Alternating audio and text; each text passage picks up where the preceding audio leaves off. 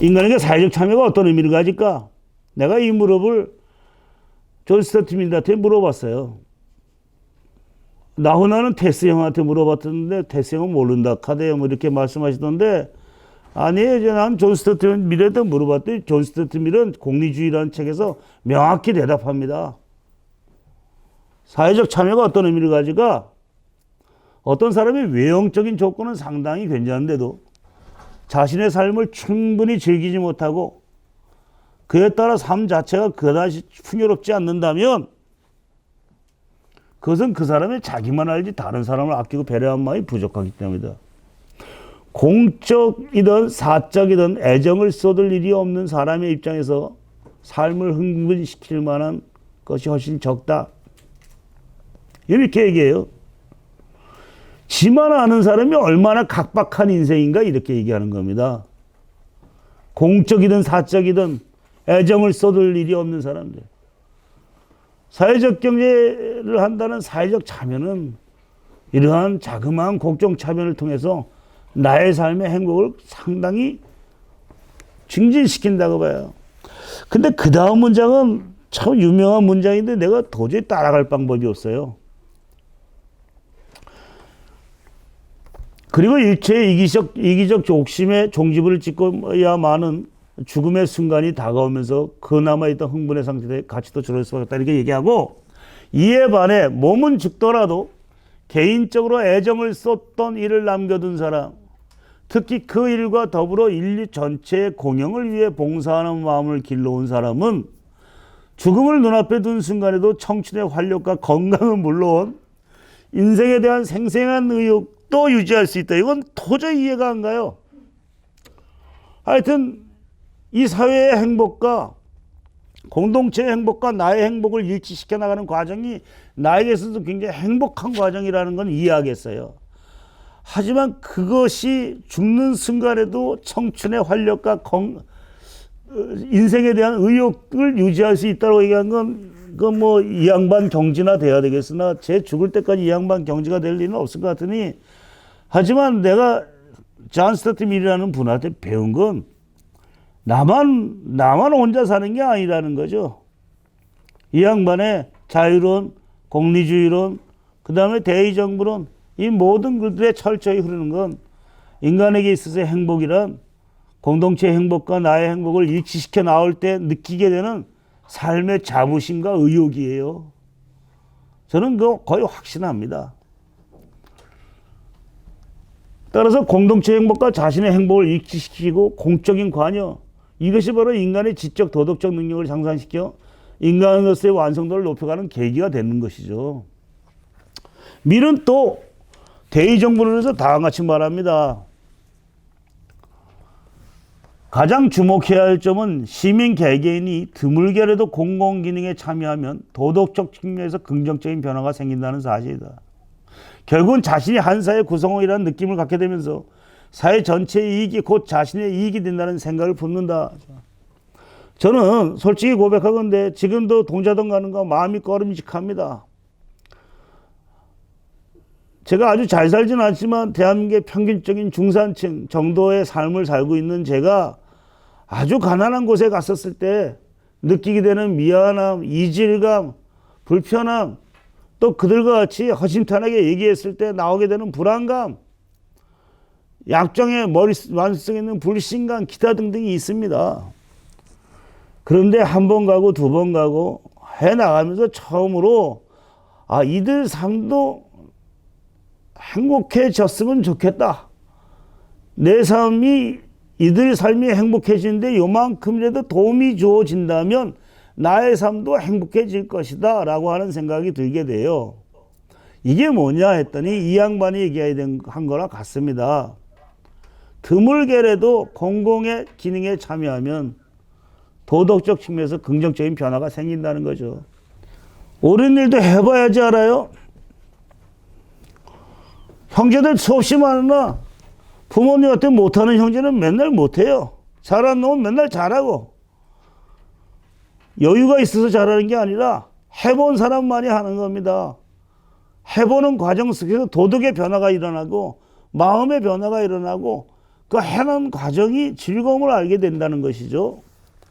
저는 사회적 참여가 인간의 행복을 가져올 것이다 하는 걸 그냥 혼자서 생각하면 좋겠는데 저도 외로운 인간이다 보니까 나보다 훌륭했던 과거의 선인들께서 그러한 것을 가르쳐주면 좀 더 확신 가지고 저도 생각할 수 있을 것 같아요. 저는 저에게 있어서 이러한 것들을 잘 가르쳐 주신 분은 바로 존 스튜어트 밀이었던 것 같습니다. 그래서 왜 우리는 사회적 경제를 하는가? 사회적 경제를 해나가는 과정이 우리가 행복해지는 과정이다라고 하는 걸 저는 거의 전적으로 생각해 나갑니다. 근데 왜 그런 일이 벌어질까요? 역으로 따진다면 우리 마음속에 뭔가 남들의 행복과 내 행복을 일치시켰을 때 느끼게 되는 기쁨에 대해서 우리 마음속에 원래 갖고 있는 우리 마음에 무엇인가 있는 거예요. 이것을 아담 스미스는 도덕감정이라고 얘기했던 겁니다. 왜 우리는 남들과 행복해지려고 하는 마음을 갖고 있을까요? 아담 스미스를 생각할 때 항상 시장만 생각하죠. 그 유명한 우리가 매일 식사를 마련할 수 있는 것은 정육점 주인과 양조장 주인 그리고 빵집 주인의 자비심 때문이 아니라 그들 자신의 이익을 위한 그들의 계산 때문이다. 우리는 그들의 자비심에 호소하지 않고 그들의 자기 사랑에 호소하며 그들에게 우리 자신의 필요를 말하지 않고 그들에게 유리함을 말한다는 이 유명한 문장. 즉 각자 시장 속에서 너희들 스스로를 위해서 열심히 살아라. 그것이 시장이라는 기구를 통해서 남의 행복과 연결될 것이라고 하는 자 모두 다 열심히 여러분들의 능력을 시장 속에서 발휘하십시오. 이기심이란 지옥에 가는 길이 아니라 남을 행복하게 하는 길입니다 하는 완벽한 사고의 전환이죠. 자본주의의 부르주아들이 그렇게 소위 부자가 하늘나라 가는 건 낙타가 바늘길을 통과하는 것보다 어렵다는 성경의 말씀에서 돈 버는 것에 대한 약간의 도덕적인 이 미안함이 있었는데 이것을 당시에 스코틀랜드의 철학 교수가 아니죠. 신학 교수였던 애덤 스미스가 도덕감정, 국부론이라는 책에서 이렇게 얘기했을 때 느꼈던 그 희열은 대단했을 것 같습니다. 그러나 애덤 스미스는 그렇게 단순한 사람이 아니에요. 애덤 스미스는 그 전에 뭐라고 얘기하는가 했더니 이런 시장이라는 보이지 않는 손은 무엇에 의해서 견제되기 마련이다. 그게 뭐냐 했더니 인간의 도덕감정에 의해서 견제된다고 얘기했어요. 그래서 제가 여기다 쓴 건 아담 스미스의 시장이라는 보이지 않는 손은 공간과 양심이라는 보이지 않는 가슴에 의해서 견제되고 보완되는 것이다 라고 쓴 거예요. 인간의 마음에는 남의 아픔을 내 아픔처럼 느끼는 공감 능력이 있고 내가 혹시 잘못됐나 안 됐나 하고 나를 스스로 바라보고 있는 양심이라고 있는 게 있어요. 이 사람은 공평한 구경꾼, impartial spectator라는 단어를 씁니다만 나를 바라보고 있는 양심이에요. 양심과 공감이라고 하는 두 가지의 모습 때문에 인간은 그렇게 어긋날 리가 없을 것이다 라고 애덤 스미스는 얘기했어요. 근데 이것만 가지고는 안 되니까 세 번째 애덤 스미스는 이걸 공감과 양심에서 인간들은 스스로가 너무나 벗어난 행동을 하지 않을 것이다. 그리고 시장 속에서 열심히 사는 것이 남의 행복하고 연결될 것이다. 그럼 세상이 다 행복할 거 아니에요. 그것만 가지고는 너무나 힘들지도 모르겠다. 그래서 소위 남들에게 피해를 주는 거나 이런 것들에 대한 것들을 어떻게 막을 수 있을까? 시장 속에서 이상한 사람들 많잖아요. 막을 수 있을까? 그래서 만든 게 법학강의론의 논제가 되는 겁니다.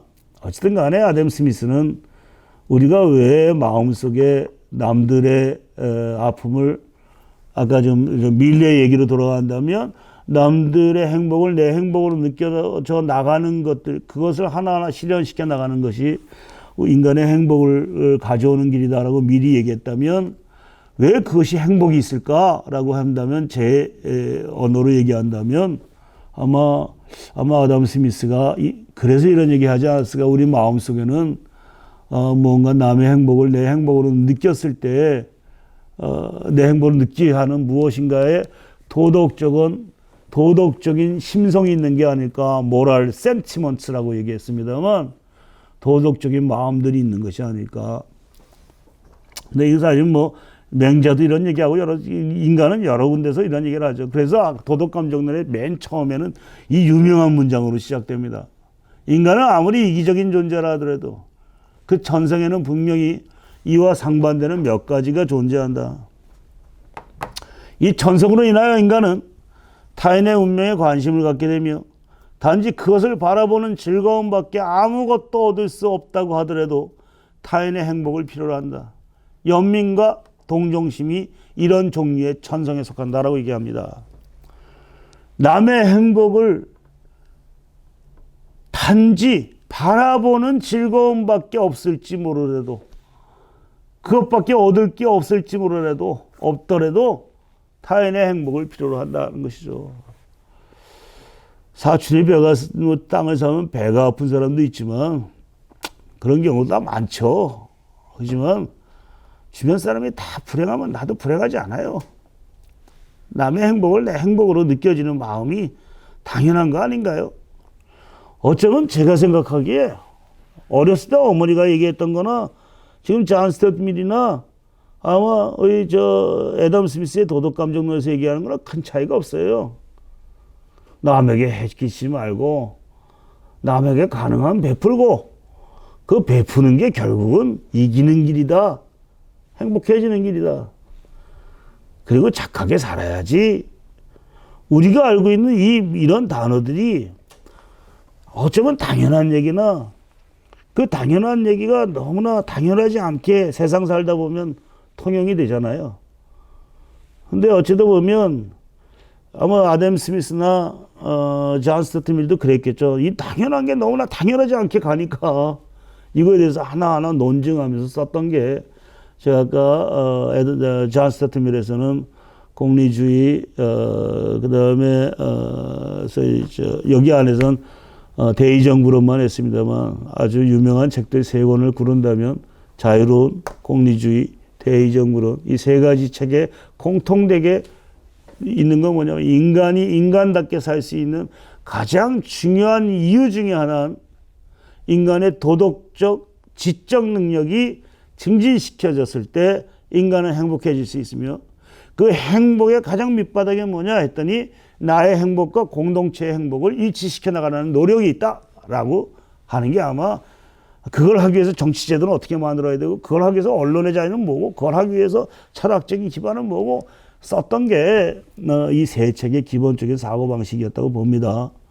그리고 도덕감정론의 애덤 스미스 도덕감정론도 인간의 마음속에 존재하고 있는 심퍼시, 동감, 남들의 아픔을 내 아픔으로 느껴나가는 것, 남들의 기쁨을 내 기쁨으로 느껴나가는 것. 물론 이 책을 보면 복잡하게 써 있어요. 남들의 아픔을 100%로 안 느끼는데 그건 왜 그럴까부터 시작해서 굉장히 복잡하게 쓰여 있으나 어쨌든 간에 느낀다라는 거죠. 어쨌든 그런 것 때문에 제가 사회적 참여라는 게 우리의 행복과 연결될 수 있는 게 아닐까 이렇게 생각을 하고 있습니다. 책 장사는 아니나 이런 책들이 팔리고 있다는 것 정도만 제가 좀 얘기하고요.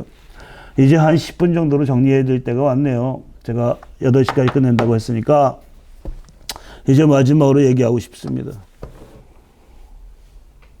그동안 우리들 마음속에 제가 저번 주에 그런 강의를 했을 것 같아요. 우리들 한동안 저는 시장과 국가라는 틀 속에서만 사고해 왔습니다. 경제학자가 그래서 시민이라는 이야기를 잘 안 했던 것 같습니다. 이런 얘기를 했었는데요. 또 하나 뭐냐 했더니 한동안 우리들은 GNP, GDP, 지금 물질적 생산이 물질적 행복이 우리들의 행복으로 연결된다는 것들만 생각했던 것 같습니다. 근데 아마티아 센의 자유로서의 발전은 전혀 다른 이야기를 하죠. 아마티아 센은 발전이란 인간 삶에 필요한 요소, 식량, 주거, 교육, 문화, 정치적 자유 등을 보다 높이 향유할 수 있는 자유를 획득하는 과정이라고 얘기합니다. 아주 뭐 복잡한 얘기 아니에요. 이거 뭐냐? 발전이란 GNP만이 아니라는 거죠. 이 얘기는 사람은 밥으로만 산다는 게 아니에요. 사람이 살아갈 수 있는 건 친구와의 우정, 공동체 속에서의 자기 확신, 미래에 대한 비전, 그 다음에 가끔가다 시원한 환경, 공기, 따뜻한 주변의 배려 이런 것들 속에서 살아가는 겁니다. 그런데 우리들은 항상 GNP가 증가되면 사람이 행복할 거라고 하는데 그건 전혀 택도 없는 이야기죠.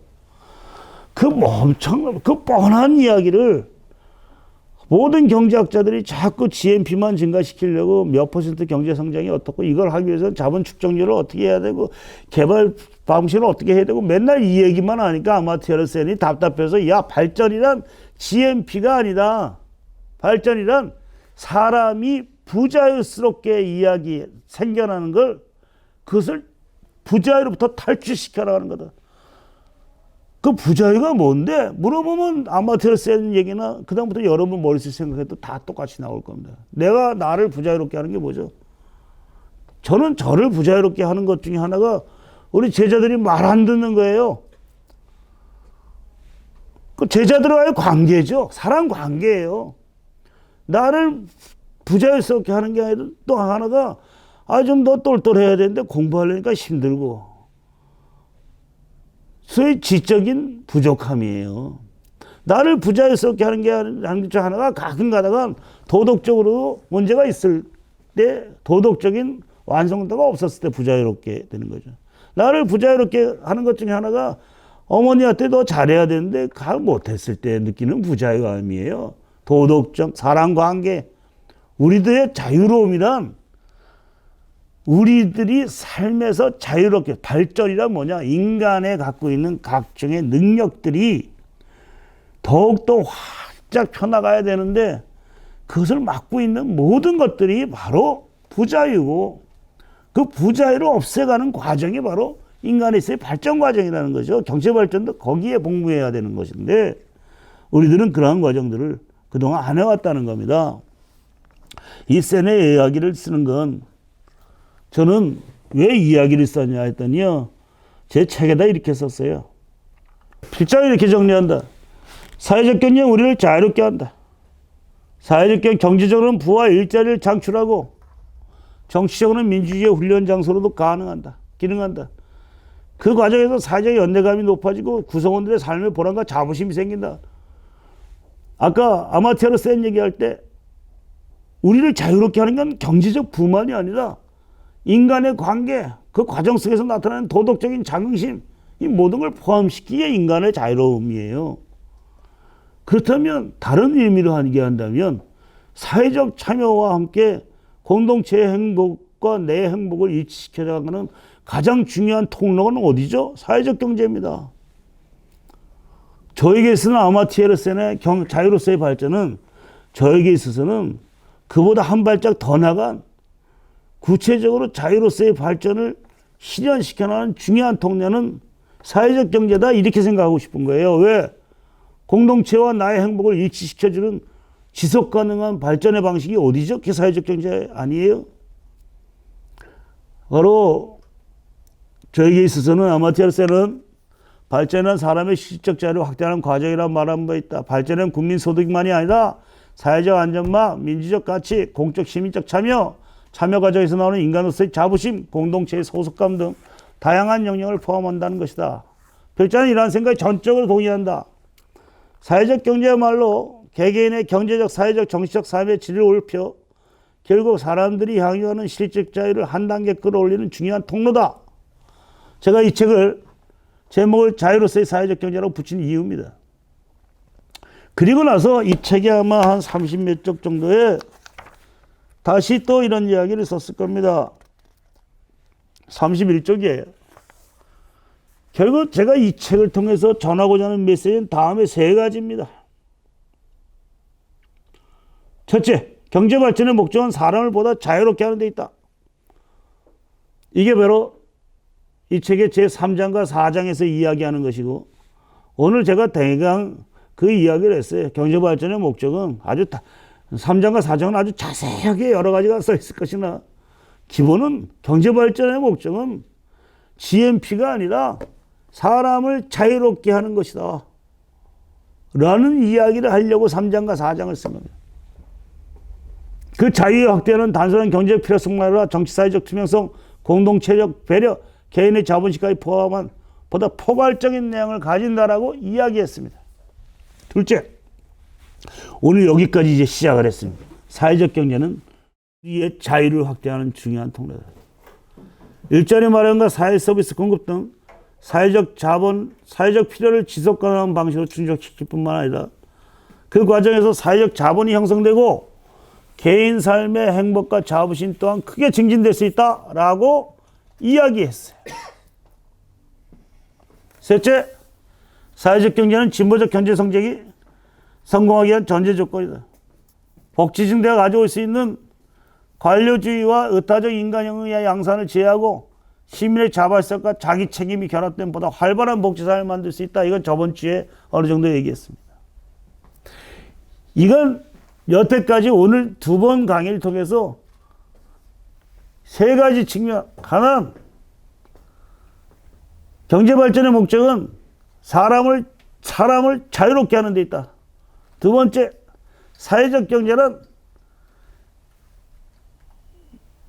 인간의 자유를 확대시켜 나가는 중요한 통로다.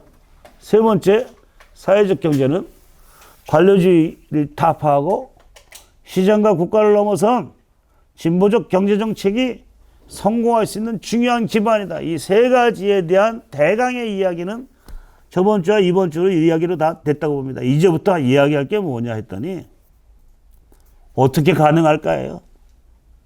알겠어요.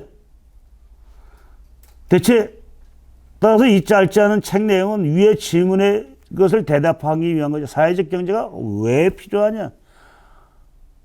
정책적으로 어떤 의미를 갖고 있냐? 성공의 조건은 뭐냐? 향후 과제가 뭐냐? 여기에 대해서 또 구체적으로 얘기해야 되죠. 하나하나 더 들어가면 적나라한 이야기가 나올 수밖에 없겠죠. 여태까지 사회적 경제가 굉장히 중요한 거야. 앞으로 이렇게 해야지 발전할 거야. 인간의 자유를 확대시키는 중요한 통로인 거야. 라고 저는 애정을 듬뿍 담아서 이야기했으나 현실 사회적 경제가 정말 그런가? 현실 사회적 경제라고는 협동조합이나 외피를 입은 유사 협동조합이 사방에 존재하고 있고 일반 기업과 사회적 기업의 차이가 뭔지를 잘 모르겠고 대체 이 혼란스러운 과정들 속에서 모두 다 정부한테 가서 돈 좀 달라고 빌고 있는 이 과정들 속에서 대체 아까 시민의 자발성이 어디 있는가? 그렇다면 앞으로 사회적 경제는 어떻게 해야 되는가? 구체적으로 하나하나 어떻게 키워갈까? 다음 주부터가 조금 더 구체적인 적나라한 이야기가 나올 것인데 유튜브로 찍는 바람에 내가 적나라한 이야기를 할 수가 없게 됐어요.